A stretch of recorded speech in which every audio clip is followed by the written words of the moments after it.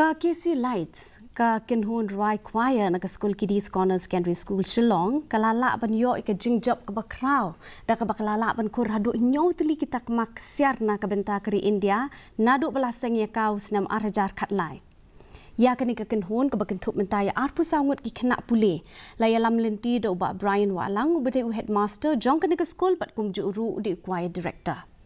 Hakini kisnem ke bladap ka Kynhun KHASI Lights kalashim bentah bon tili ki jeng kop ki rensan beper jong ka Pyrthei barok ka we ha ka bakilayo ka nam ka burom ka bakraw hakiri kum ha Malaysia, Bali, Thailand bat Sri Lanka.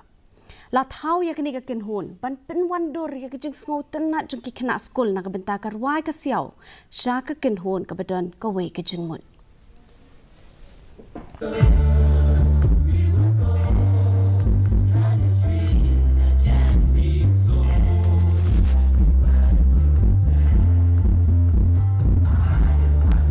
Everyone loves music, and what happened, we produce musicals every year in school, and 1 year after the musical, children are feeling really bored, so they thought, why not form a choir, and that's what we did.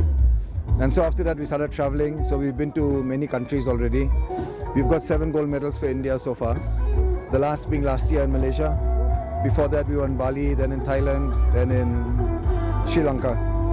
So they've got 7 gold medals so far for our country. For next year we've been invited to 3 countries actually for 3 competitions, but because of not being able to get sponsorship, so let's see what happens. Because they're having the Afro-Asia Pacific Games in Mauritius, then they're having one more in Vienna in Austria, and the 3rd one is in Thailand.